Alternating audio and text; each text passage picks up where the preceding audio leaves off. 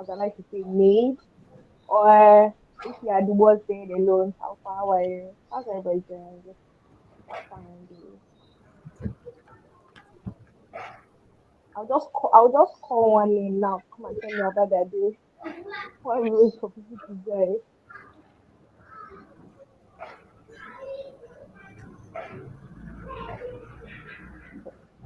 Nobody wants to talk at you.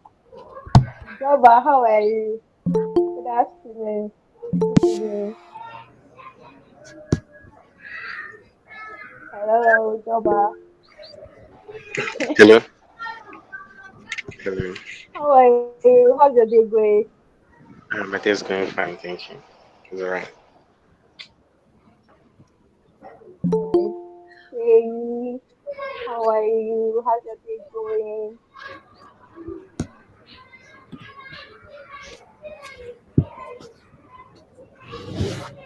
Shay, are you there? Oh, I was muted. Hi. Hi, Greg. What's up? Good evening. Good evening. How are you? Pretty wonderful. I'm Let me alright. sound first. How are you too? I'm good. I'm good. I'm good. I'm good. Everybody's doing okay. Okay. Um, Sorry, I think your mic keeps trilling back and forth. I can't clearly hear you. can you hear me now? Aha, perfect. Loud and clear. Okay. Okay.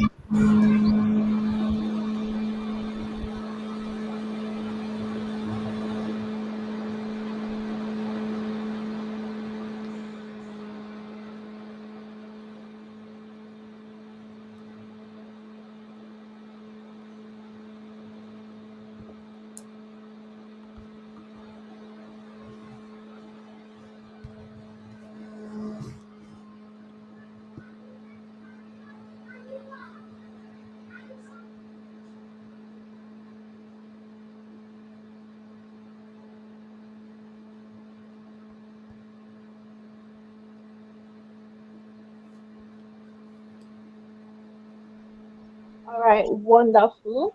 Yeah, I guess we've waited enough. See anyone else ready to join in and discuss some things about like where we are. We can always just fill them in. Okay. Good evening, everybody. It is nice to meet you. My name is Grace Oloyede. If you don't know, if you know, what's up? I'm the GDSC OOU colleague for Agoiwe, and the head colleague though, we have my boss in the house, Daniel Idowu. That is our GDSC lead over here at OOU.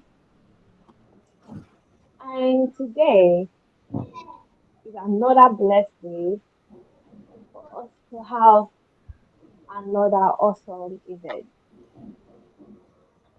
Choosing the right start is a 6 weeks workshop in which, well, let me just give you a brief introduction. So choosing the right start is a 6 week workshop in which you will be diligently, and when I mean sincerely, tutored by beautiful tutors, enabled men and women of tech, and they will be taking you in different stacks that you're interested in. It's not a general workshop, it's more of a stack specific workshop, which is why whenever you join the group we always ask what stack are you currently in and things like that. So you choose your stack and then we take you through the 6 weeks workshop in which at the end of the workshop you will be required to present a project just to show proof of what you've learned. And another reason is to add to your portfolio because a big part about working in tech is having portfolio. Tech is more about hands-down experience compared to other parts where it's about your literal knowledge. So yes, and that is why we have chosen the right staff. I do apologize for our I would like to call you guys bosses. That will probably will be offended that this is a very beginner friendly workshop. But I promise you, it's not just for beginners anyway. It's for everyone. Beginner, intermediate, and senior. There's always a chance to learn. There's always a chance to learn. And right. So permit me to give my able boss time to address us. Daniel, are you there? Yes, I'm here. I'm here. Um, Hello, everyone. Good evening. It's evening already. So I'm excited to be here today as we embark on a journey to learn more about tech. My name is Ido Daniel, and luckily I'm the GDSC lead at GDSC OOU. So basically, during this workshop, this 6 week workshop, we'll be talking a lot about basic programming from web development to mobile development, front end and back end. And then the goal of this basically is to equip us with the knowledge and skills that is required to give us that leverage in the world that we are in today. So basically, during the course of this workshop, from today even till the end, I would like us to always ask questions, always share our experiences, always engage in discussions during the workshop and also in the community, so we get to learn from one another. And I believe that by doing this, we should be able to achieve our aims and collectively work towards success during this workshop. So that's all I have to say. I will be giving the mic back to Great Shubi, handing it over. Thank you.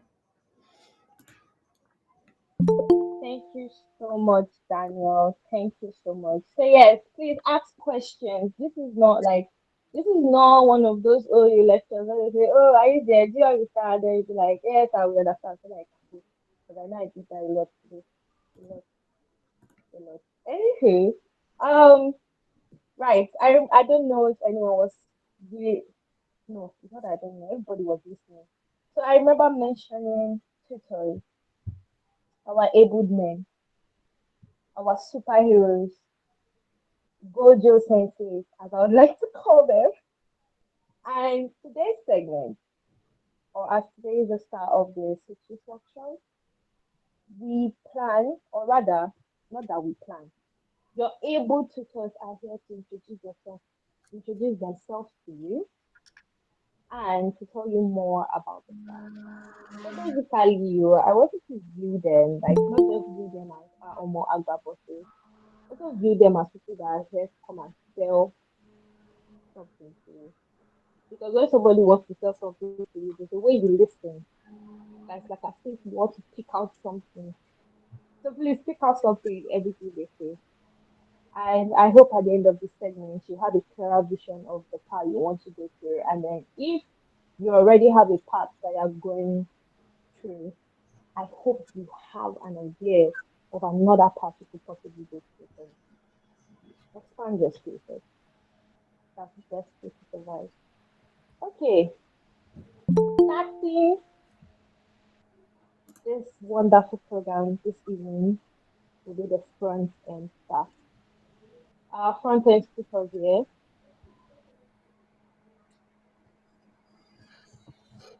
I don't want to call you anymore. Our front end speakers. Oh wow, are you here? Yeah, I'm here. I'm here. I'm here. Alright. Alright now, I'm giving you the mic. Hello Oh, okay, okay. everybody. Thank you. This is this is Joba Adewumi. If you would remember, Joba has been on this stage to talk to us about balancing school and tech. And look at that. Now he is an esteemed GDSC OOU tutor taking the front end stack. Wow, good. God, I beg. God, when. Sure, you can have the mic. All right, thank you. Good evening, everyone. I'm Jobadomi. I'm a full stack web developer, so front end and back end, and I'm a mobile app developer. But then in this segment, I'll be talking to you about only front end. Right, so this is like the front end segment, and I'm going to explain for you just the basics about front end, just how websites work in general. Then we'll now start going to like the client side. So the client side is the front end. So then we'll just talk about the front end a little bit more, just basic beginner stuff, so you can understand if front end stack is really for you. All right, so I'm going to start. I hope everyone is with me. So I'm going to start from explaining websites in general. All right, so the internet basically, I'm going to start from the basis of everything so you can get where I'm going to.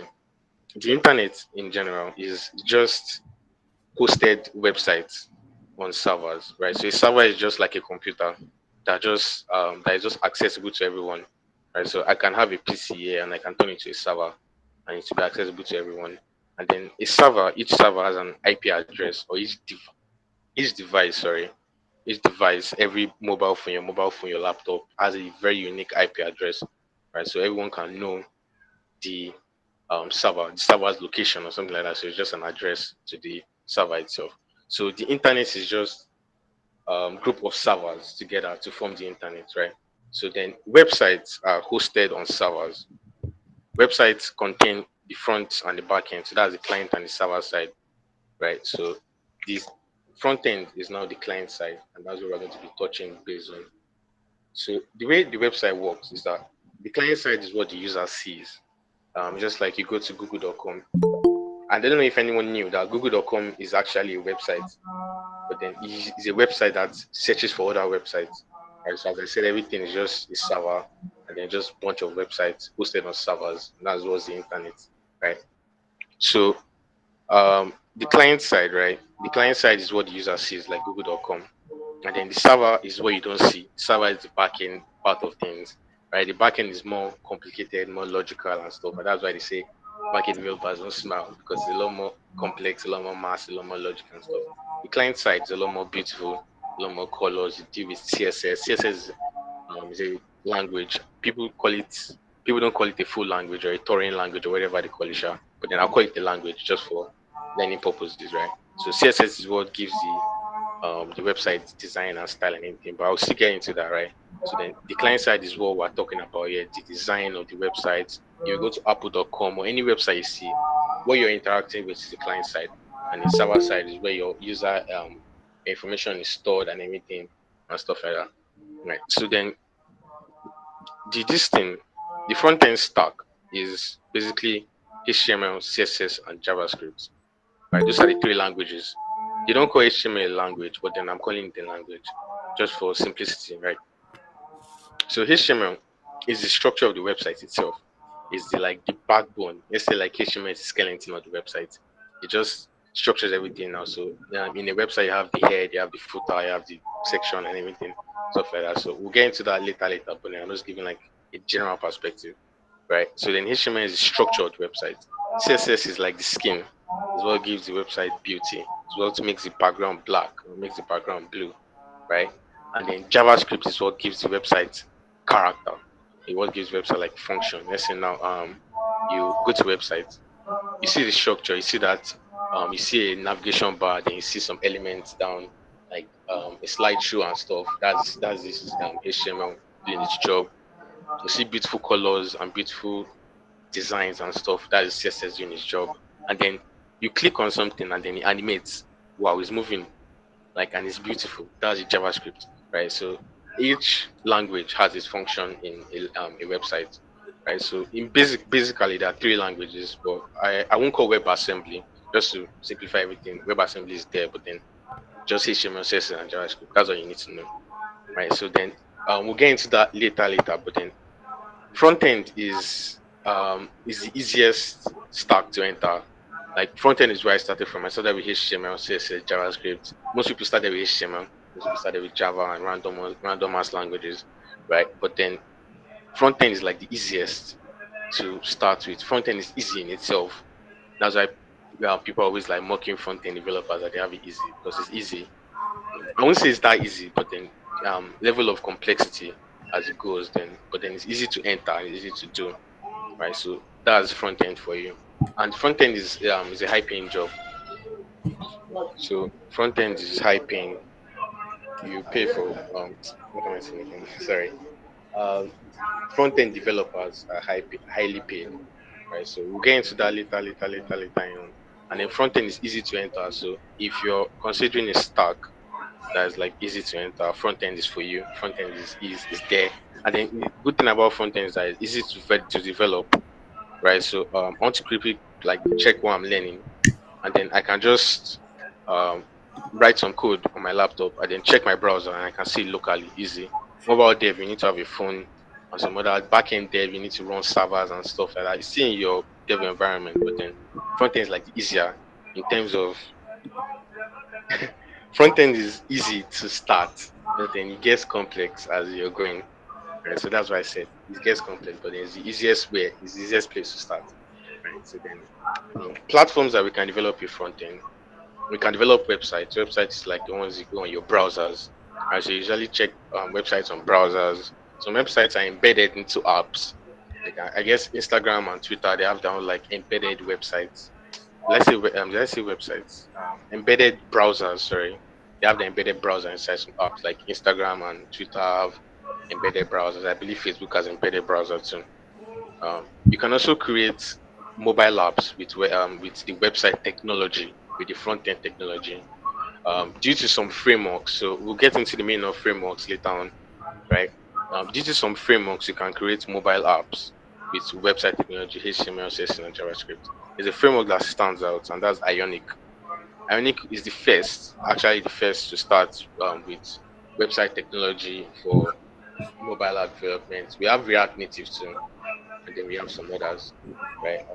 So then we have desktop apps. There's a framework too called Electron. Electron is what we used to is what was used to create VS Code. I guess programmers, none of you guys will understand, but then programmers have started programming already. We know VS Code. It's like an IDE, integrated development environment for programming, and that's what most people use because it's easy, it's simple, it's fast, whatever. And then I guess we'll get into that, like how to set up dev environments and set up frameworks, whatever, in like later weeks, but then just the beginning. Right. So if you want to create a web app, some people call it web apps, some people call it websites. I guess there are different meanings, but then we'll get into that later. Just like make it simple for everyone. So there's native and there's frameworks. Native is HTML, CSS, and JavaScript. That's like the basis for everything. And then frameworks is when you start to hear names like React, Angular, Svelte, sorry, Solid. We have other frameworks. I don't want to touch too much on, don't say too much there. Then we have other frameworks.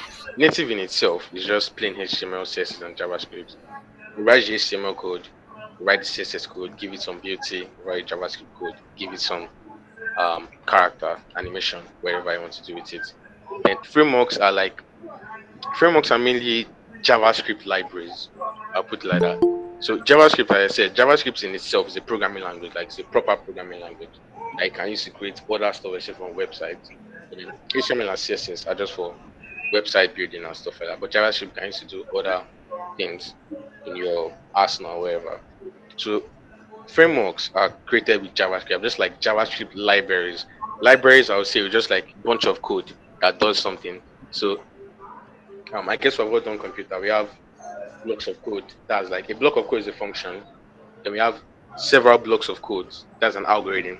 So when we have several algorithms, that's like a library already. So then we just have several algorithms doing several stuff. And then several algorithms is a library. And then that library is created with JavaScript because JavaScript is the only thing that can run on the web. JavaScript and WebAssembly. Let me just phrase that for anyone that's passed the beginner stage. So, but then we're just sticking with JavaScript alone, okay? So JavaScript is the framework builder. React is built with JavaScript. Angular is built with JavaScript. All of them are built with JavaScript, right?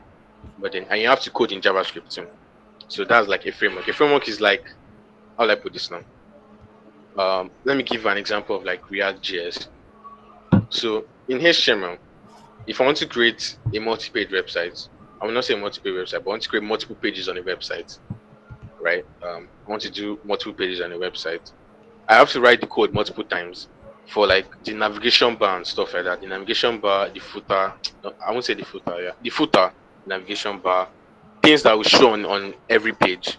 I have to write it in all the pages, in all the files of HTML, right? But then the ease of frameworks is that frameworks makes things reusable, so you can do a lot more.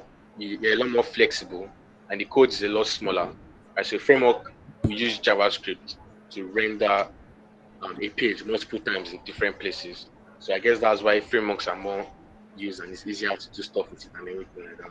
Right. So I have like a table here with pros and cons for the native HTML, CSS, JavaScript, and keep in mind that when you're starting front end development, you're definitely starting with plain HTML, CSS, and JavaScript. You're not going to jump into a framework straight up is, I would say, kind of stupid. But then it is stupid in itself, right? But then HTML, CSS, and JavaScript, I guess that's where you want to start. I guess that's where we are going to start, right? Before we maybe week 6 or week 5 or week 6, then we go into a framework. But then to get the basics of everything, HTML, CSS, and JavaScript, right? So then the benefit of them is that it runs faster, and I guess we won't lie, it actually runs faster. The time of compiling just plain HTML, CSS, and JavaScript, then actually compiling bundles of code of libraries from React.js or Svelte or Angular or wherever, and then now hydrating the website or hydrating the browser or anything is actually slower than um, native HTML, CSS, and JavaScript. The framework, the pro is that it has more features. You can do a lot more stuff. You're a lot more flexible with frameworks. You can render a page multiple times. Do how will I put this now? You can do dynamic dynamic rendering and stuff like that. I don't want to get into like SSR and hydration and getting stuff from the server because that's a lot more complex stuff, right? And then native in itself is smaller for is nice for smaller code bases. Like if you want to create something simple, you can use native code. If you want to create a portfolio, you can use something, you can use native code, and it's actually fine. It will run faster than somebody that is using React.js to just render one page of his portfolio. So you can use native code to write your portfolio. It doesn't mean anything, and it's easier, it's faster and stuff like that. But then the pro of framework is that you can use any style. You can write it in different ways. Like HTML, you have to make sure that if you're writing a header and that header has to be on all the pages, you have to duplicate that code multiple pages. That's not fair. In frameworks, you can do a lot more flexible stuff. Write it in a different way. You can use different frameworks. Different frameworks have different approaches. State managements are different. Everything is different. And I guess people love that. The cons of natives are it's not good for scaling, as you can say. Like duplicating your code in multiple places is not ideal. It's not fair. I don't know. It's not going to work out because then it starts to get a little bit complex. So I say a lot more code and it's not clean. And then frameworks to get complicated at some point when you're writing a framework for something very small, when you're using a framework for something very small, it gets like very complicated easily because then you have to start running servers and then you start seeing Webpack. Are you going to pick between Webpack? You're going to pick between I don't know, there's this new one, Git. You're going to pick between other bundlers and stuff like that. You start to get a little more complicated and then package or JSON NPM is having problems. You get what I mean? So just to clarify, NPM is Node Package Manager and then it's a package manager for frameworks for JavaScript frameworks, and there are libraries. So it's just a library for another library. So I just replace it like that. But then it's a package manager, so you just call it packages. Right. So I have a website running React.js. React.js is a framework, right? It's a web framework, and then I want to install a functionality for let's say hashing passwords. Like because everybody knows that your password, if you input your password, let's say my password is Oluwajoba1 for Instagram, please don't try it. It won't work. For Instagram, and then you try it, and you then you sign up or you log in or wherever. Your password is not saved as a lower job one on Instagram database. They have to hash the password. So let's say now I want to like hash my password for my users or something like that. Now I have to install a package from npm or a library, but we'll just call it packages just to make sure everyone is not getting confused. So then we install a package, and that package is like as we said, it's like a library, just group of code or a group of algorithms doing hashing the password for me. Right. So it makes things simpler and stuff like that. So I wanted to add to the pros of framework. you have like node package manager, or just packages in itself, where you need to cut your code back and just install packages on node modules and stuff, and then it's easier for you to work with and things like that. So advice then, my advice is that anyone that is starting, my advice is start with HTML, start with front end development. Front end development is nice. It's clean, it's simple, you enjoy it. You see your results instantly, and then it doesn't like delay you and stuff like that. You want to start with native mobile development, you have to wait for it's very complicated in itself. Right. I guess that most people don't start with native mobile development or like native, like it's not even native backend or just native or build backend itself. Most people don't start with that, but then front end is easy, and then HTML, CSS are like, I know, like complex languages, and you can build a lot with just HTML and CSS without going to like pure JavaScript. So just HTML and CSS are like good languages that are easy to pick up and nice. So then the more you get good and everything. So when I started, I was using a framework. I was using native HTML CSS. I built websites with them for about a year before, and I started doing frameworks and stuff. And I started with Angular, and I started with React, and whatever.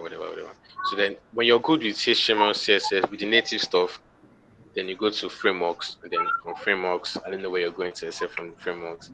So I guess that's it for me. I just wanted to like compact it for you guys. Nothing too complicated, nothing too ballsy and everything. So, and I guess my time is up too. So if you have any questions, please ask.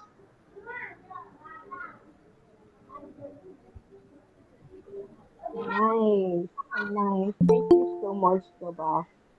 Even if, like you were preaching something like I said, no. Let me tell you, anyway, Sha, those of you that are into something, or those of you that would possibly find it interesting, I hope your div centers make you no go they cry as you talk. All right, thank you so much, Doba. That was wonderful and very insightful. I hope our picking up things. Now, we're moving on to backend. That's our next task. Do we have our backend speakers?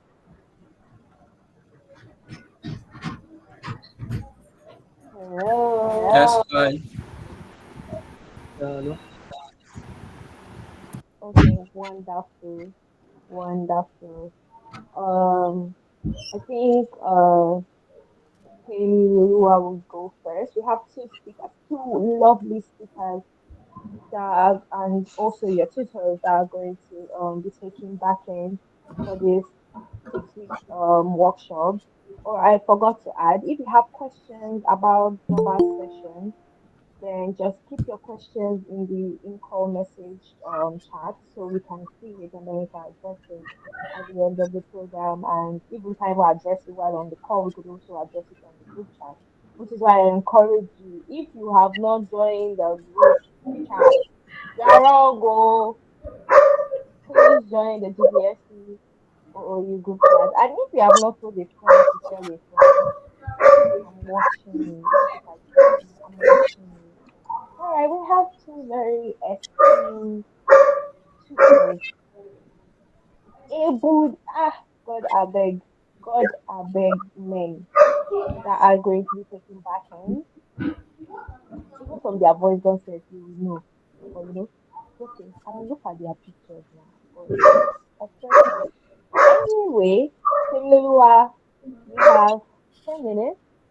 Okay, my man, you have 10 minutes. Or 20 minutes. And Temilua, the mic is yours. Thank you, great. Can you confirm you can hear me clearly? Can hear you. All right. Hello, everyone. Good evening.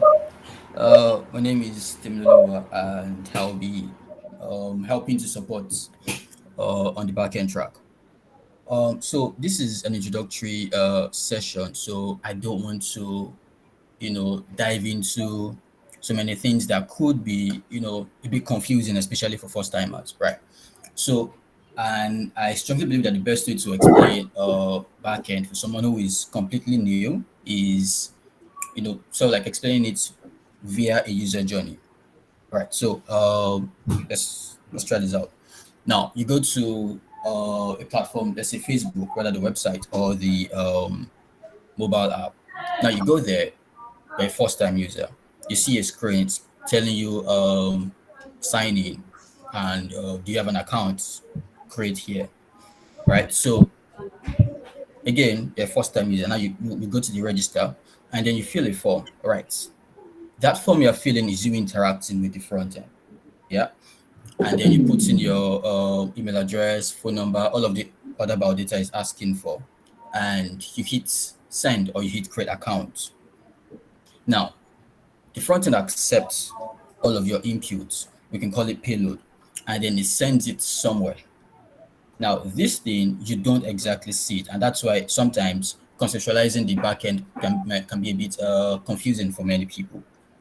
So it sends it somewhere that you don't see. Right now, imagine if you're also asked to add a username and you put the username and then the front end tells you username already exists. Something has happened within when you sent it and what came back to you. Now, the front end has taken your payload and has sent it somewhere. And then it sent it somewhere, and something else in the background takes it, reviews what the front end has given it, and then it looks at all of those things, goes back to its own storage, right? Now, this storage is called database. Now, it goes there, it goes to scan everything that it has there, scans it against what you have sent. Now, for example, you know that username should not be duplicate, correct? Now, it scans all the usernames that it has records of and then it compares it with what the front end has sent to it. If it finds a record, it responds back to the front and tells you that, okay, username found, you should probably change it. And then the front end receives that. Now, when it receives that, it also sends it back to you, the user, and that's where you now see that the username already exists, and then it's asking you to change it. So if you continue changing it until the username that you are using doesn't already exist, um, will it allow you to create an account? So the moment where it has sent it to can confirm that that username or any other thing, for example, email, doesn't already exist on its own side. Before that is when it can now create that account. Now, the parts that you don't see that handles all of that, that's the back end, right? So you after you create an account, you come back, you sign in, right? Now you put in your email address, you put in your password or your username and password, right? You put that. Your front end takes it again, sends it back to the back end. Backend does its own validation, confirms if this username already exists, first of all. And then if it doesn't exist, it's probably just tell you email or password incorrect. If it does exist, it takes your password, compares it with its own hashed password. Like what Jobber said, your password is never saved in plain string like that. So it compares, does it match what I already have?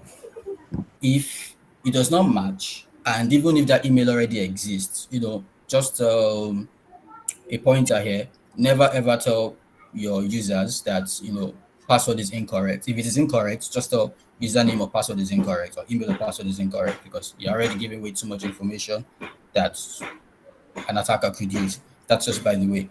Now, all of these things are so all of these things are stuff that happen in the background. So within what the front end does and what the back end does, you can have an intermediary like an API that would help carry what the front end is taking and carry it and send it to the back end, and then the back end does all of that validation and then proceeds to create an account. So, like I said, where all of those details are saved is called the database. There are two types of data. You can have structured or SQL or no SQL. Yeah, so that may be a bit too much for this session, right? But just know that it's saved somewhere, and for other activities that it may do, it would always go to the backend to the database to save something or retrieve something or compare something. All right, so now let's continue with this Facebook example, right? You send someone a friend request. All right, this person is miles away from you. Now you hit on send friend request. How does that person receive it? Who carries that friend request? And takes it to the other person miles away from you and tells the other person that, oh, you have a friend request from so so person. All right, now the front end, already takes in the record of the person who wants to send the friend request, and the person is to receive that friend request sent to the backend. Backend does all of that legwork. It takes it, processes it, goes to go and alert the receiver of the friend requests, and also sends the person who is sending the request, the details of that person, sends it to whoever is supposed to receive it. Now, all of those details, where is it to get all these details from? It's saving it in the backend, in the database, right? So backend is really fun, and of course you can get lost in it, but it's really fun, and it can also be a good place to start. While it is easier to start on the front end, some people don't enjoy front end. Me, for example, I would wake me up at 4 a.m. I'm ready for front end and CSS Lander. I don't enjoy it. I started with front end, but I've realized that I'm not exactly, the most I don't have the best aesthetic mind. So if I see a design, I may not exactly know the design is not the UX part, but at least the UI. I may not exactly that this is bad. It's not fine. If I do it, I do it. It's not my business, right? So I realized that this is not me. And for you to be a really good front end developer, you should be able to appreciate designs. It's not like you will design something you cannot even critique what you have done. I won't critique it because it doesn't look bad in my eyes. So I just realized that maybe I may actually enjoy back end, and that was like, okay, let me examine, let me take a look at this and see. And I fell in love with it instantly because it made me uh feel like a god. I could create stuff from scratch. All of the validations, whatever it is I'm going to do, whatever I was going to do, it's like the powerhouse of the entire application, right? So it felt really really interesting to work with. And there is now something else that you probably should know about backend. For front end, they're definitely going to do HTML, CSS, JavaScript, and then proceed to probably a framework, a library, React, Angular, all of those, right? But for backend, you have so many backend languages. You have Java, you have C Sharp, you have JavaScript, even for backend. You have Rust, you have Golang. So many languages can do the exact same thing other languages can do. Of course, there are differences, right? But I think it's now left to you to pick which one you like, because languages are not supposed to be, oh, I prefer this one to this one. It's more of which can help me do this thing the best, right? So you are now supposed to pick which language you're comfortable with, and this is where it can get a bit confusing for most people because they're like, "Ah, which language should I pick? Which language should I pick?" So one thing that I would say about picking your first backend language is why do you need to learn it? Is it something that would help what you're currently working or what you intend to work on? You also need to look at career prospects around you. Yeah, so some people can argue that there are not many Nigerian Rust jobs, right? So except if you're targeting jobs outside of the country, Rust may not exactly be your first language, especially when you're trying to get a job, a local job, right? So these are certain things that you may need to consider when trying to pick your first backend language. Of course, nobody would force you to pick a language. The decision is all yours, right? And I think oh, and of course, backend also, they also have their own frameworks and all of that. And I think I've come to the end of my introductory session. It was just supposed to, just introduce everyone to how the backend works. We are not writing any code, we're not doing anything. So thank you. Great. I'm passing the mic back to So you. much. Thank you. Thank you so much, Timmy. That was very wonderful. And you served us back in very well. Abdurrahman, are you here? Yeah, I'm here. Okay, nice. All right, take the floor. Sorry, I just want to quickly say something. Okay. Can you hear me? So the Yes, other I person hear that you. spoke, thank you very much. Thank you very much for saying design is important. God bless you. That's what I want to say. Okay. All Very right. important. Thank you Let's for the go. feedback. Let's go. Thank you so.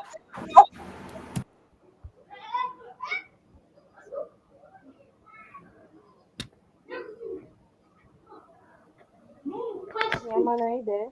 Yeah, yeah. Hi guys. Good evening. My name is Abrahman Yusuf. I'm a backend developer and a blockchain developer. So I'm also going to be supporting with backend development tutoring here.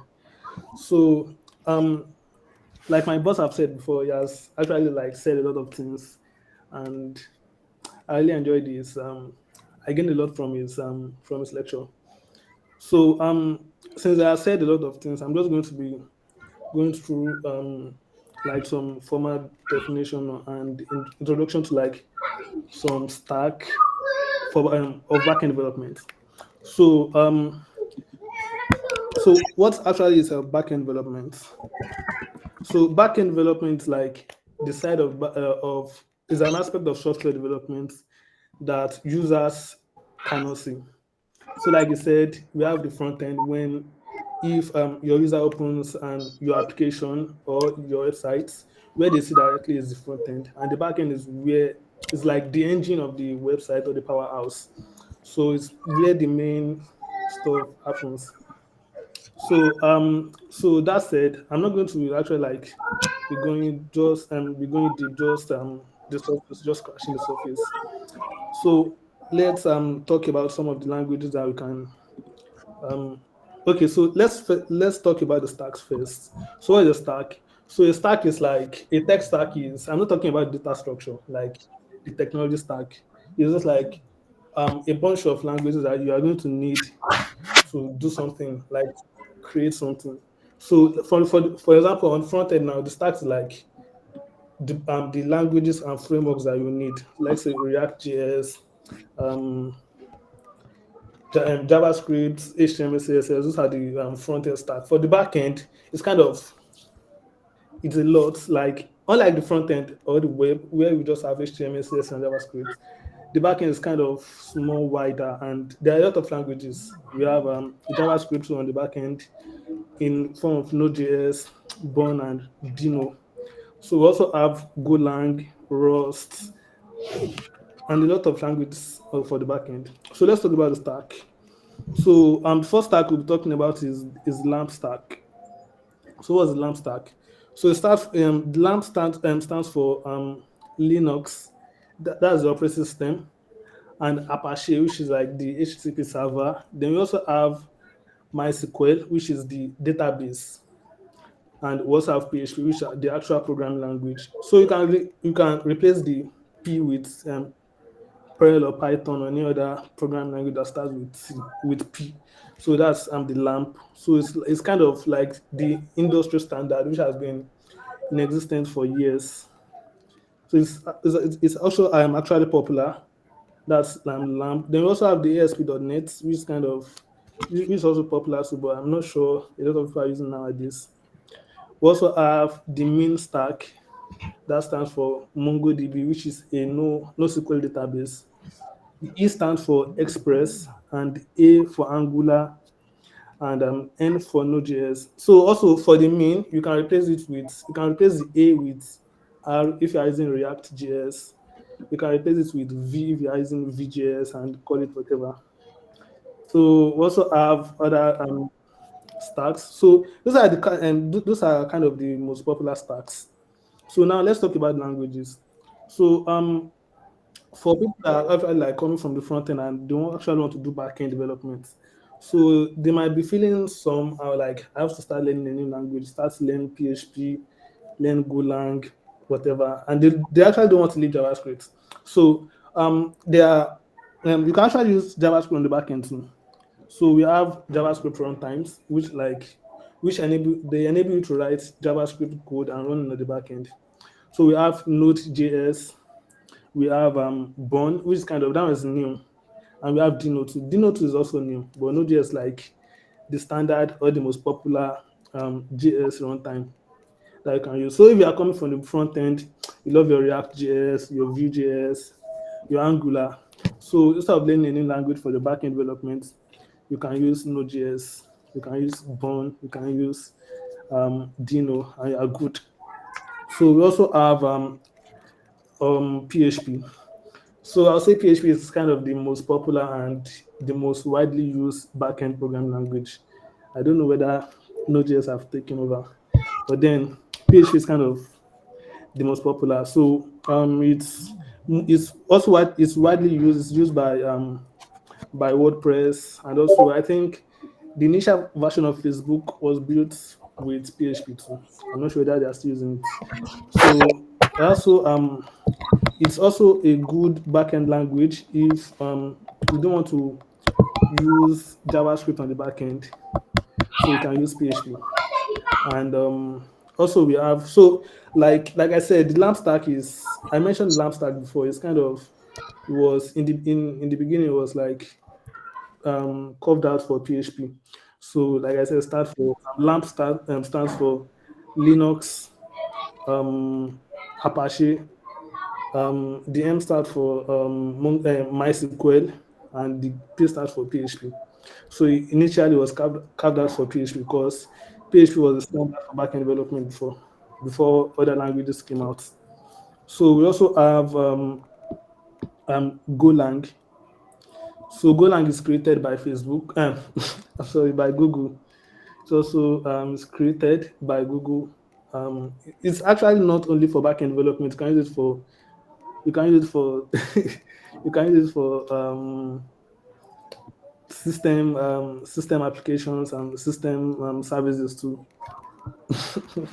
So we have Golang too. So also a Golang rival too. We also have Rust, which is kind of just like Golang. Well, they have different syntax. Also good for backend development. For example, I love Rust. I use it for a lot of things, not only backend development. So we have Rust too for backend development. So there are a lot of languages that you can use for backend development. You can also I'm going to share a link after this call, maybe in the group, where you can see the list of languages that you can use to get started with backend development. So we also have frameworks. So on the languages, some of the language can't just like they are too kind of should I say too raw to build your backend system on it. For example, Rust now you cannot just take Rust and say you want to write an HTTP server in Rust or go directly and say you want to get started like that. It's going to be complex and you have to do a lot of a lot of work to um to get it off the ground. So for Golang, we have a couple of language that you can use to write your HTTP in your server, which can use to do your backend stuff, whatever you want to do there. So we have Gorilla Mux, we have Gin, we have so I'm not going to be mentioning that. So we have a lot of other that you can use.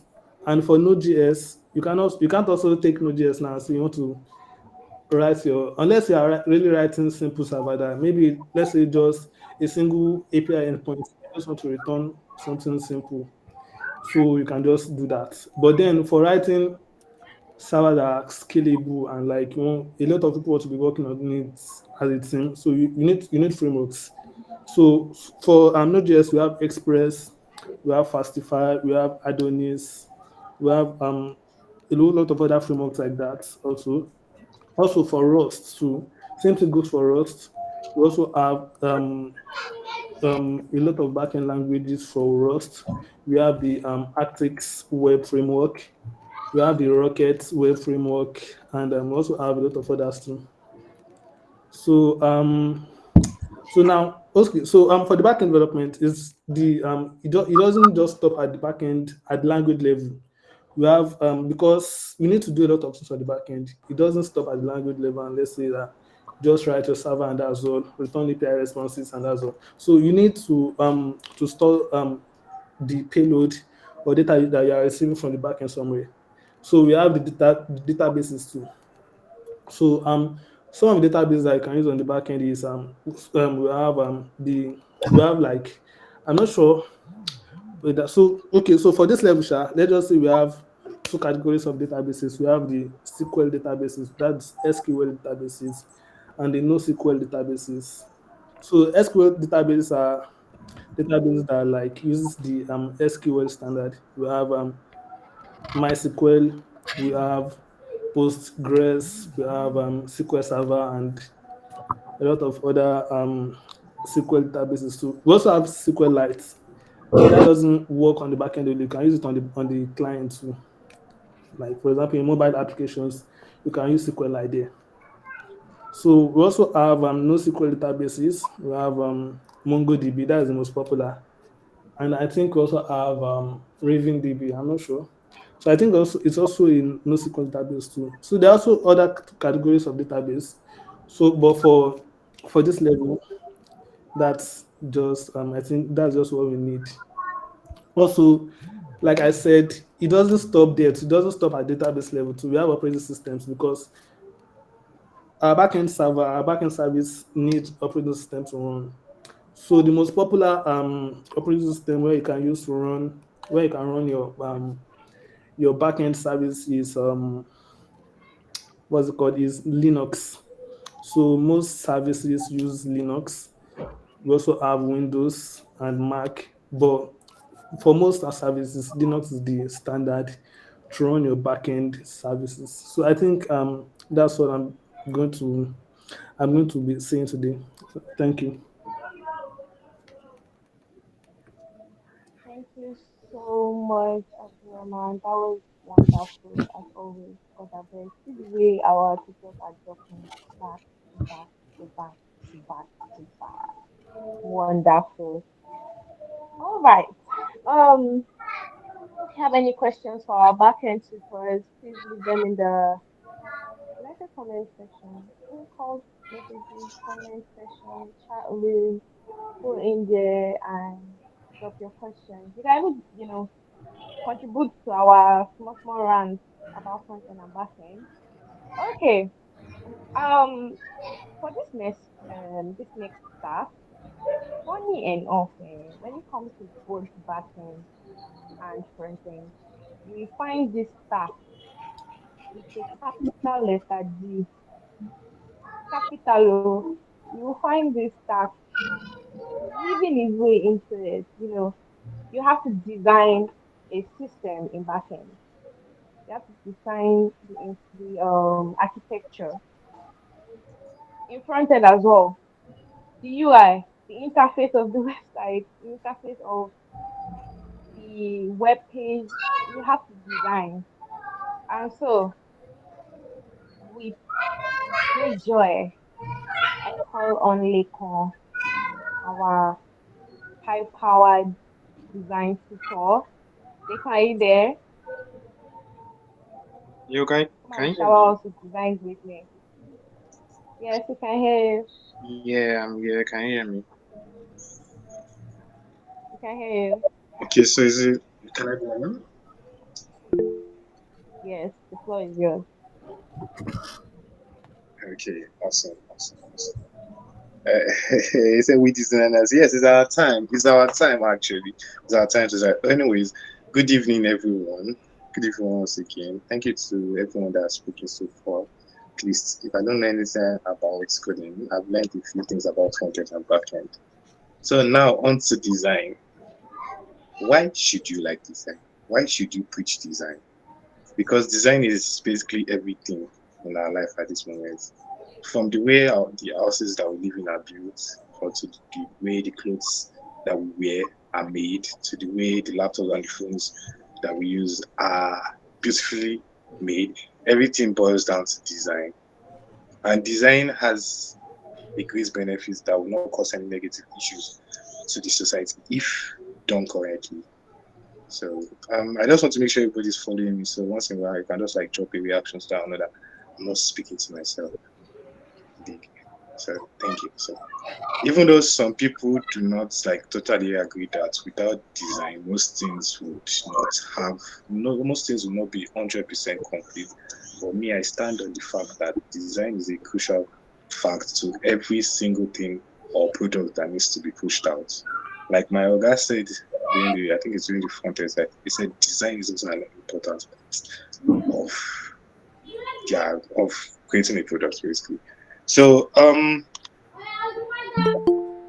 why or which part or how many parts of designs are there? There are not just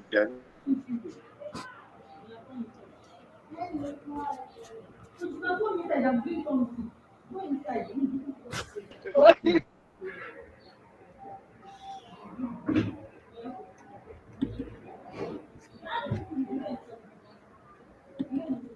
Oh, look, are you there?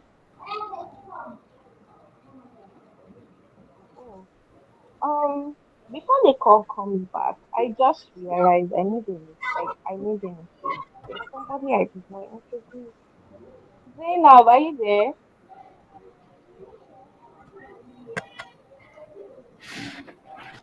Hello. Yes. Oh, hi Zainab, you guys. This is your pretty, beautiful, goddessly, because that's actually a word, fetish.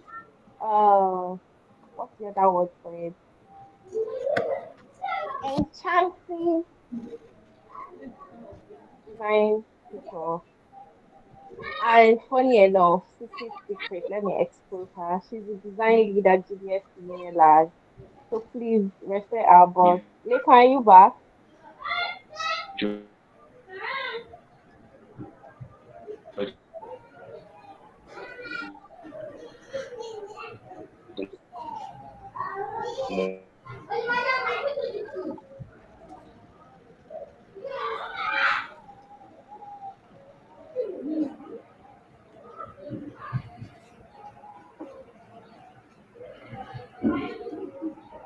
One niche down, rather than people that are generalized everywhere. They're just everywhere scattered. Their skills are scattered. So, am I still speaking? Can anyone see me? Yeah, on the call. So basically, I think you were cut off. We couldn't really hear you before.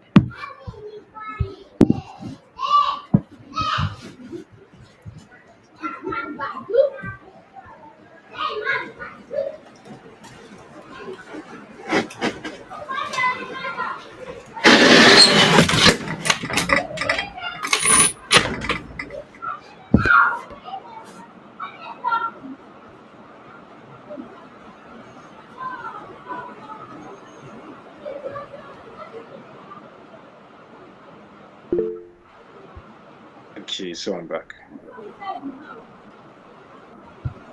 So can anyone hear me now?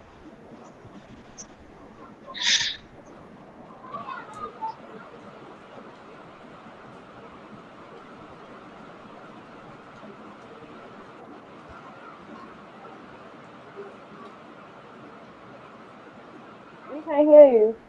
We can hear you. Okay, fine. Thank you. So where did I cut off? So because I didn't know when my network went off.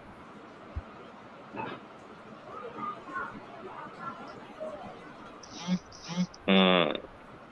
Anyone? Um, so basically, you were making reference to when I think it was the backend teacher that talked about like if you want to go into front end, you also have an eye for design, and that was when we left you. Okay. Okay. Even though I didn't completely hear what you said, but I think I picked up a bit. Pick up. So basically, I'm here to pitch why design is important. Even though I've said a few things, I just want to like hammer on the major things. One thing, first thing is first is that in every product you have, design has helped to enhance the user experience. And that's to be specific. That's to, like, to niche it down. That's the UI UX design. Basically, UI UX design focuses on like designing products that are easy to use and to provide a positive user experience. Because one of the reasons why people keep coming back to WhatsApp without having headache while using it is because it's easy to use and they don't have to stress to get one or two things done. So by creating interfaces and seamless interactions, designers help users achieve goals and accomplish tasks easily and without wasting any time. Then also taking it back to brand identity and motion designers, both of them, people nowadays think that these two niches do not actually play a role in the success of a product or any particular business, but the way it is, the way humans are programmed is that what we see is what we remember. That is why when at times you tend to remember what you watched when you were younger, or any anime you watched, or a particular scene of anime you watched, or you remember a funny video that you watched, that you just start laughing by yourself and everybody thinks that something is wrong with you. So those two niches of design help to increase engagement because attractive and well designed visuals can capture user attention and increase engagement with the products. So by creating effective graphics and visual designs, designers can help make products more appealing and memorable because it is through the marketing which designers are a major part of that they will be able to generate users to. Do you understand? So one, you are very important in making a product fly. So come to design.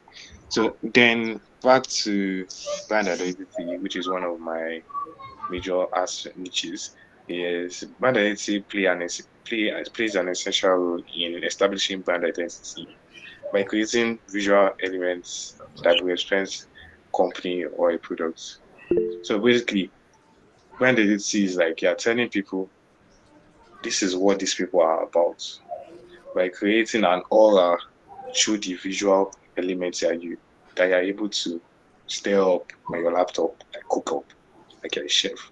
So through that, people will be able to, the company or products will be able to keep and retain their customers using the aura that you yourself have created. So basically, designers are like mothers. They are giving birth to magical babies that will most likely run for years after, maybe even after you quit the design field or you get one big job and your hammer, you decide to leave.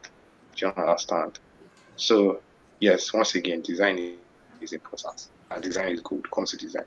So improving, they also help improve conversion rates. What do I mean by this? You have customers. If customers don't buy, there's no revenue, there's no profit for the company. So UI UX designers basically help improve conversion rates by making it easier for users to complete tasks such as signing up, buying stuff like Jumia now. If you had a problem with where if you had a problem with where the purchase button was or the cart icon was not really that visible, they would basically, I'm very sure in a day they will be losing like close to 30% of their normal income. That means their normal purchase just because of that small mistake. So yes, design helps in functionality and design helps in conversion rates. So basically, to sum up these aspects, UI UX and graphic design and every other niche of design are important disciplines that help to create successful digital products that help to bring in money. And by bringing in money for the product or for the company, you're also getting money. Do you understand? So you're doing what you love, you're giving birth to beautiful babies while you're also getting money. So that's one aspect. So and just to coming just to like streamline some of the tools that I used in design. First things first, your mind. Everything comes from your mind because you can't really create anything if you have not trained your mind to be able to generate ideas. And people or newbies in design usually think that okay, I can't think of this, I can't think of this. That means I'm not good in design. You are what you consume. You generate ideas based on what you consume. If you are a motion designer, I'm a motion designer, I'm a building motion design. I consume, I go on Vimo is my best what's it called social media now because I watch just random videos, see how their composition in the frame rates, how each element move in relation to another, how if this one bounces, how does this one do react? That is just how your brain will be able to train itself because people think that okay, because you're not born creative, you cannot learn to be creative, which is not so. Your brain is elastic, it definitely learns on the go. Come in, okay, so great. Great, do I see I have time? I guess I'm going to be speaking for I and like 20 minutes. Yeah. First, Hello. Zainab, do you still have network issues? Can you hear? Can Can you you hear me? sorry? Can you hear me now? Do you still have network issues? Yeah, we can hear you. I'm not sure if you can hear me. Yeah, we can hear Hello. you. We can hear you. Oh, okay. We can hear you. Yeah. Sorry. Yeah. I think I can talk. Okay. Later then, Probably Okay, I'll after. so let Zainab let me go. just land up on my own part then. Yeah. All right. Do you get? Right. So like my guy said, like Joba said, us designers, we also like to eat beans a lot. We like food. That's the thing because our brain needs energy, so we eat food. Like so, if you see us eating food a lot, do not complain. We need to eat.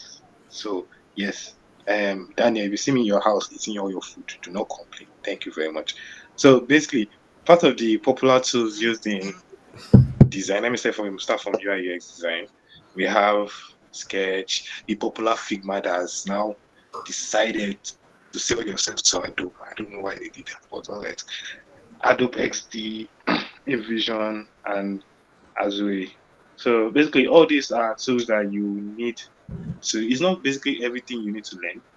You can pick one, be a Jedi in that one. Then spread your wings to others. Do you understand? So and for brand identity design, what do you need? You need Pinterest, you need Google, you need what's it called? Photoshop, you need Adobe Illustration because Adobe Illustrator because for Photoshop there are some things you want to achieve that your mind is cooking up some crazy ideas, but you can't just find that necessary material online. So it's just left for you to pick two elements, go into Photoshop, manipulate the elements to look the way you want to, and come out with a beautiful piece that okay, even the person that I call you like, this guy is sad. You know that kind of vibe. So then for motion design, which is I would like say motion design is going to change the whole game of design because everybody is so used to still pictures nowadays. But now I'm seeing a trend of, even though they have been before, but I'm seeing it more that there's a trend of motion designers now that are creating mad stuff, and it's just how do I say, it's better to watch than to look at the still picture. Do you understand? So basic things for what's it called? For motion design is After Effects, Premiere Pro, Filmora, and where you get your ideas from Vimo. So yeah, I think that rounds up my own part of the session. I hope everybody accepts that design is very important and why they should learn design. And yeah, sorry, just to add, it's better to learn design, even though you're not a design. Just learn design because you've been able to, how would I say, you've been able to contribute to a topic in terms of how it looks or what can be done to make it better, aside from the backend codes and lines and everything, would set you apart from your other programmers because it's the little things you add to your own arsenal that will make you have more ammo to shoot for clients to get. So yeah, I guess I am done with what I have to say. All right. Thank you very much, Lekon. You preached the message of design wonderfully well. Okay, Zainab, are you with us? Already for you.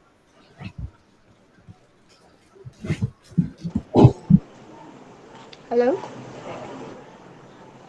Nice. Zainab, we can hear you. We can hear you. You can I, carry on. I So yeah, that was a wonderful introduction by my Oga Akon. Sorry. Is my voice clear enough? We can hear you. Hello. Just carry on. very clear, very Yeah, we clear. Okay. can hear So you. We I can think hear I'd you. like to yeah, I'd like to round up with basically just one more thing. So a lot of people have this question: is there money in design? Will I make more money if I don't know, maybe go to other aspects of tech instead of design? Will design pay me as much as will it give me the kind of life I want? Like the chilling life, and all that stuff. So personally, I think the short answer would be yes. There is money in design, but it's not as easy as you would think. The same way you have to invest time, effort in other careers. You have to go to school, primary, secondary, university. Sometimes you even have to get higher college, higher qualifications. It's the same way you have to invest time, not the same amount of time, obviously, but still you have to invest time and effort in design. You have to start off. It's not easy. It's sometimes very boring, depending on how interested you are. So if you are willing to invest a lot of time and effort, then I mean it pays off. But it's not blood money. Oh. You're not going to be getting 1 million in 1 year. It's not possible unless you have connection. So yeah, that's what I'd like to say. Does anyone have any questions? Designers are, it's true, Sha. I mean, look at my guy, it's really true. If you have any questions, please. Yes, designers are very if you have any questions, please just forward them to the inside box or put them in the group chat. Wonderful. Thank you so much, Zainab, for adding that. If you are trying to insert the chat, actually no, designers don't make money, but we know they will. We know. We know. We know. But it's okay. Um, wonderful. If you are interested in design, please sign up. Do we have our tutors here? Data science, data analytics. Are you here? Yeah, we are. Oh, so, hey. Okay. The floor is yours. Then. Take us away to the world of data.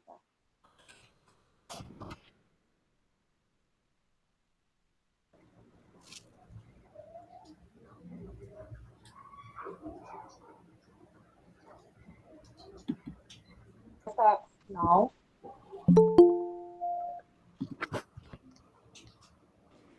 Okay, good evening everyone. My name is Temtope Folorenshaw and I'm a data analytics enthusiast. Okay, so basically I'm going to start from from the basics. What's data? We all know what data is like. Data is just raw information that we generate over time. And I find data analytics interesting because everybody generates data in their basic everyday life. Like for example, today okay, for example, I walk to a particular place every day, and my phone keeps tracking every activity that I do, and over time is able to present to me that, oh, this is what you've done, this is how far you've gone, this is what you've done in the past few days, and I'm able to understand I'm able to understand or see patterns in what I'm doing. So I understand data analytics to be an essential part of everyday life. You can literally apply it in every aspect of life. So yeah,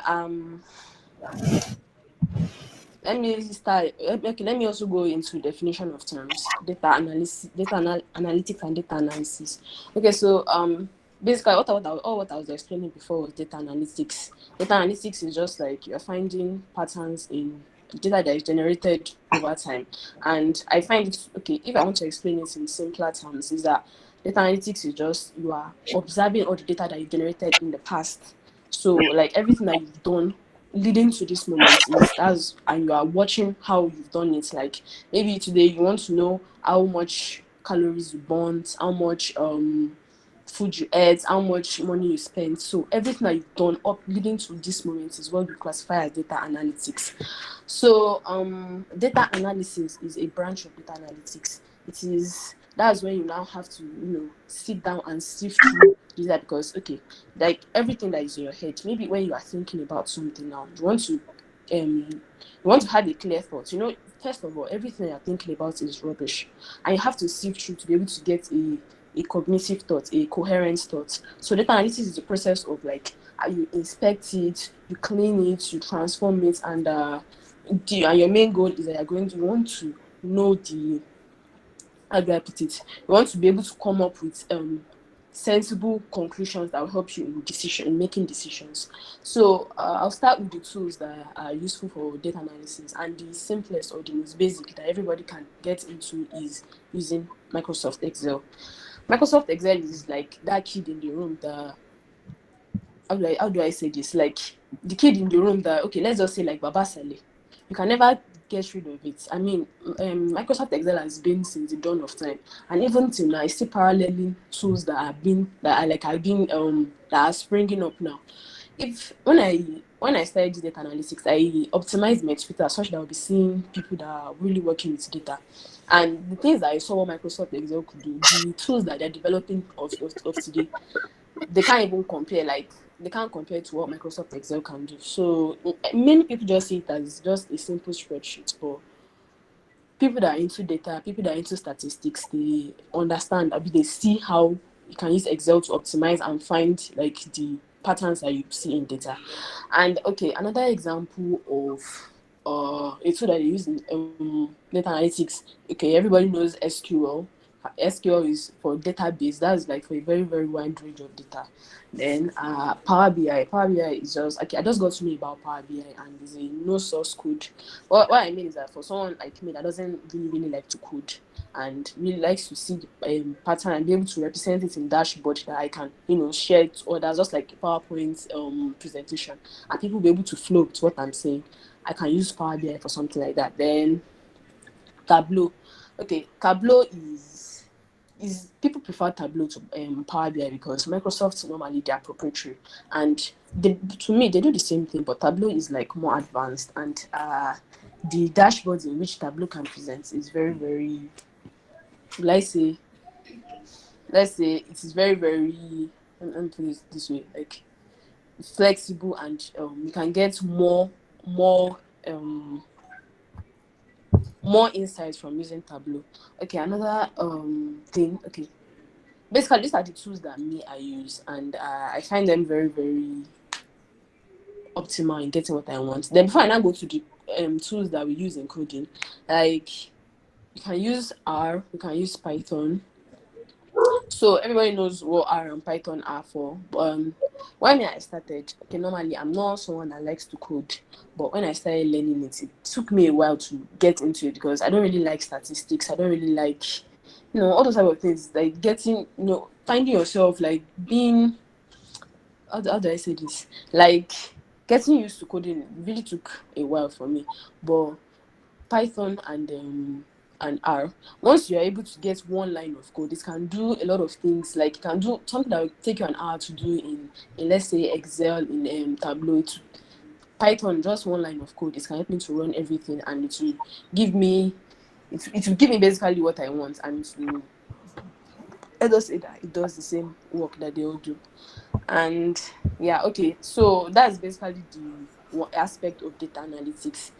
And I'm not going to be the one that's going to talk about data science because that's like furthering it and data science and machine learning. So I think that was all for my own part. I'll have to give the mic to the person that's going to talk about data science and machine learning. Thank you.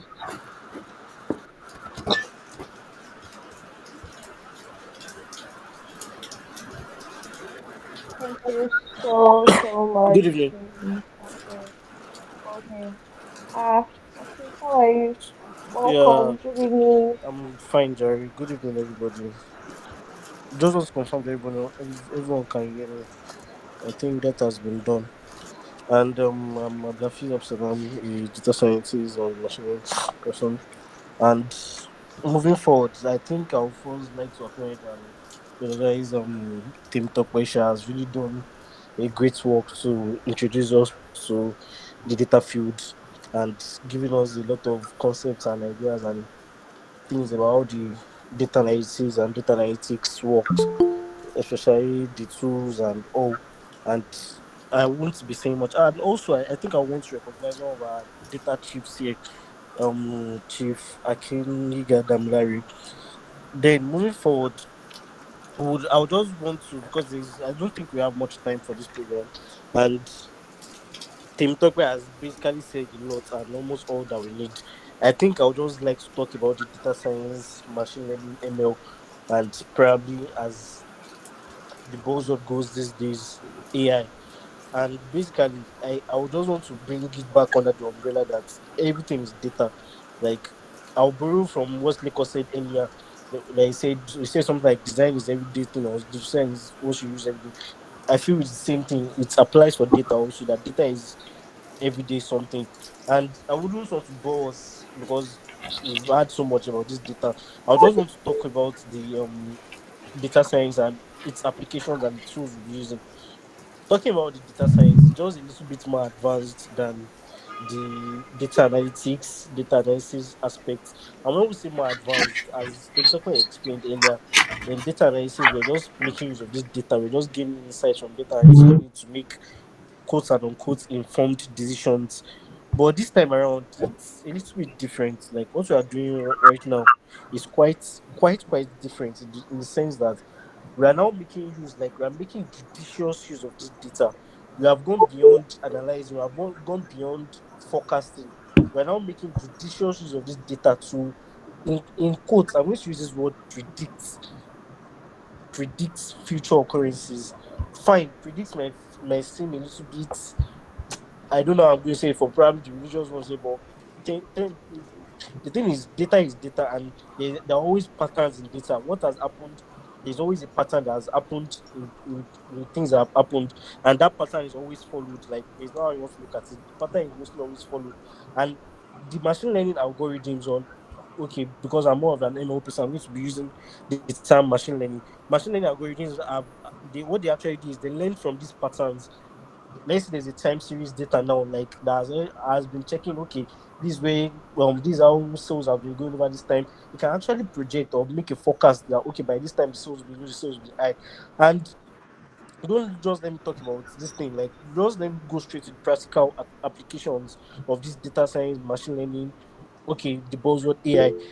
Medical imaging, like, sorry about that, I'm an health person, I'm a medical student, so I think that's where I'm going to start, wherever I'm starting from. In healthcare, AI, data science is actually doing a lot. Like, it's actually revolutionizing a lot of things. Talking about any aspect, drug discovery, drug production, personalizing treatment plans, diagnosis. But the most common one you usually see is image usage, where probably they make use of image and do classification algorithms. One common one, that one recent one you can use is during COVID-19. A lot of people just created a machine, or a machine learning algorithm, or a model. We call this modeling. We create models that are going to predict that, okay, whether this is this or this is that. The applications are widespread. Talking about personalized treatment options, these days, I feel medicine should go beyond just having a particular drug for a particular person. There should be a genomic testing. Data science is actually moving in fields that is actually assisting them. X-rays, MRIs, preventing disease outbreaks. These are not just buzz. These are not just things that are just people are saying. Like, these are things that I've worked with and I've seen them working with. Moving on to finance, fraud detection. We call there's a aspects of data science machine learning that we call anomaly detection. There's this code. We create a model that has probably been seeing all what has been happening in your bank account for a while. Then all of a sudden, if there's an anomaly, let's say, okay, sorry about this, someone that has been collecting 5,000, 2,000, 1,000, all of a sudden you just see 2 million enter the account. Like, that's an anomaly. It's not as if it cannot happen, but it's definitely an anomaly. And we know about frauds, all these bankers that they just put money into an account, take it out. That is an anomaly. Automatically, our learning models detect that and alert us that something is happening. Same, still under finance, market trends, future stock prices. These are where we use data science machine learning.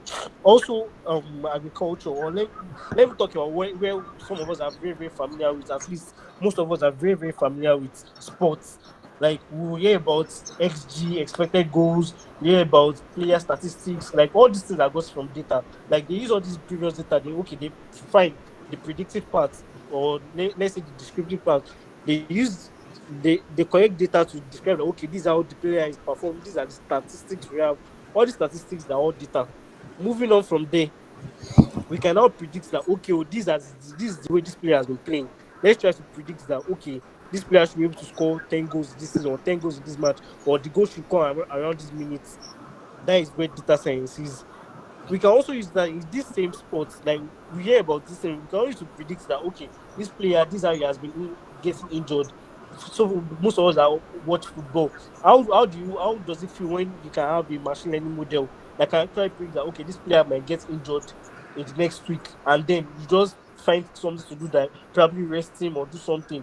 That is how these things are brilliant. Also, sorry, I'm talking about sports like this because I feel most of us relate more with sports. We hear about different sports clubs, Liverpool, Chelsea, what they are doing these days. That is the new word. Forget about it. There's nothing else to tell me. Like that is the new word. What we do these days, uh, they use machine learning models. They call it data driven as approach to things. Everything they do, buying players, signing coaches, everything they do these days are data driven approaches, and they are very, very efficient in these things they do. I don't know. Just there are so many aspects, because the thing about the data science machine learning is that it's a very, very wide field. Believe you me, it's a very, very wide field. So I feel why I'm actually just going into this aspect one by one is because some there's a way, but it's practically impossible for you to cover it all. So I feel I should just talk about these things and talk about the things that are actually beneficial and the things that are inside this. And I feel it won't be polite, or it won't be good for some of us to be thinking that should be is this thing that they're saying that is not possible. Should be it's all these Westerners. Okay, talk about self-driving cars now. It's all these Westerners that will be doing it, right? And there's no that they just be doing it is a lie, irony. Like I've come across people. Okay, there's someone that did that builds a system that's going to be detecting crops. Like it was a machine learning model that is going to be detecting, sorry for about my code, that is going to be detecting bad traits in crops, and that you can see that, okay, this crop is not good and it cannot give you yield. When my model is telling me it cannot give me yield, why should I continue to plant it? Or when is it telling me that, okay, to need this, you need this, definitely I need to give it that. So that is where it is going.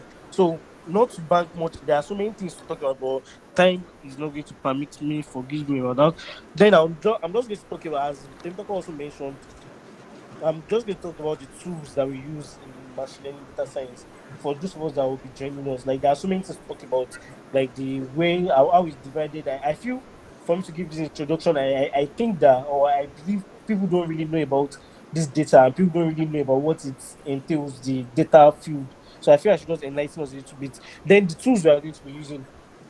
I'll start from the programming ones. The first one I'm going to talk about is Python. Like Python is a very, very efficient tool.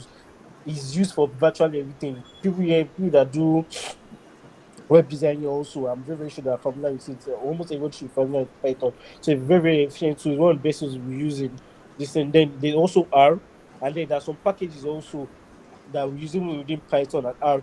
Then if you feel that you're not someone that's really interested in coding, or probably coding bores you out, trust me, you have an option.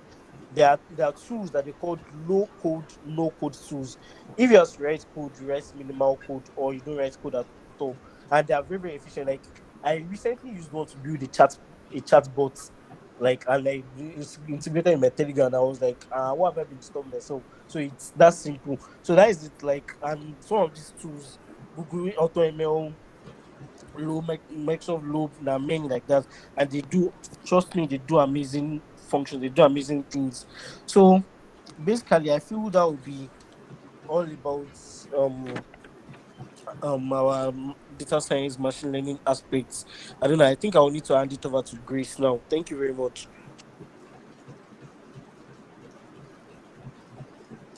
Thank you so much, Happy. I've got am I the only one that just look at the way data people just entered so smoothly, spoke small, they didn't even shout, they didn't say much, just great. If you have any questions, we're coming to the close of the session. It has been wonderful. Our tutors are, I don't know the other word other than to give our friends that we are all in safe hands in this 6 week workshop, which we'll be sharing more details on later. We still have another session tomorrow because we have more stuff to talk about. But before we close, do we have questions? This is the Q&A session now. Do we have questions? Point out your questions. Point it out.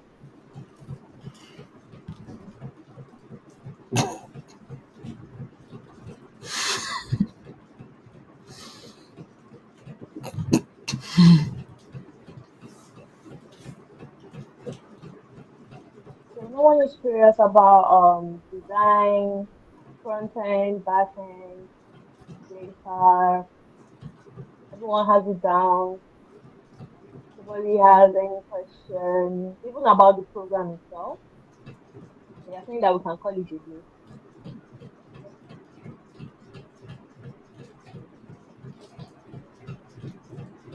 Okay, I have a question, sir. I have a question. Who has any issues with this event in general, this meeting in general, and possibly has suggestions on ways we can improve? Anything we did wrong, just say it now. We're ready.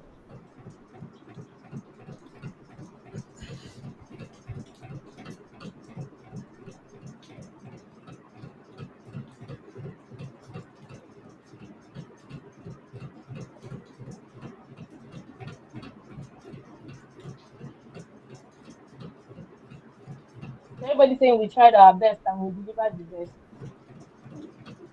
All right. And Daniel, do you have anything you want to say to us?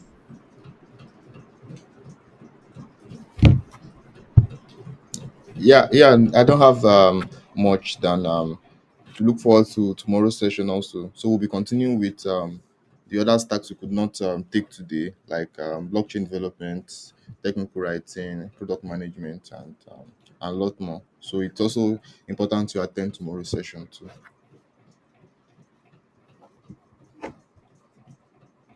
Yeah, Wonderful. so that's all for me. So you guys, I'm happy to announce that.